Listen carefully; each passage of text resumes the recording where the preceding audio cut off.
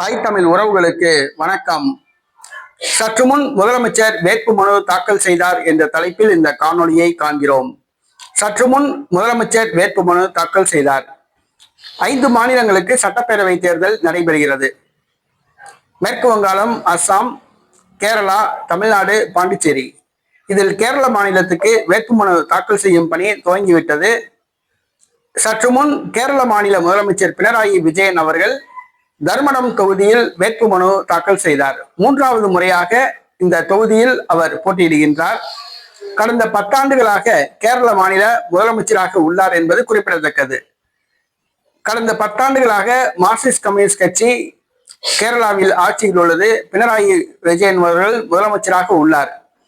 சற்று முன் இவர் மீண்டும் தேர்தலில் போட்டியிட வேட்புமனு தாக்கல் செய்துள்ளார். தற்போதுள்ள கருத்து கணிப்புப்படி மார்க்சிஸ்ட் கம்யூனிஸ்ட் கட்சி தோல்வி அடையும் என்று கருத்து கணிப்புகள் தெரிவிக்கின்றன. 10 ஆண்டுகளாக எதிர்கட்சி வரிசையில் அமர்ந்திருக்கிற காங்கிரஸ் ஆட்சியை பிடிக்கும் என்று கருத்து கணிப்புகள் தெரிவிக்கின்றன. 3வதாக பாஜக தற்பொழுது கேரளாவில் காலூன்ற ஆரம்பித்துள்ளது. பாஜகவும் கணிசமான இடங்களில் வெற்றி பெறும் என்று கூறப்படுகிறது. தற்பொழுது பினராயி விஜயன் அவர்கள் ஏறத்தாழ 80 வயதாகிவிட்டது. மார்க்சிஸ்ட் கம்யூனிஸ்ட் கட்சி மீண்டும் ஆட்சியை பிடித்தாலும் கூட பினராயி விஜயன் முதலமைச்சராக பொறுப்பேற்பாரா, அவருக்கு அந்த பதவி கம்யூனிஸ்ட் கட்சி தலைமை வழங்குமா என்பது கேள்விக்குறி. ஏனென்று சொன்னால் அவருக்கு வயது தற்பொழுது 80 வயதாகிவிட்டது.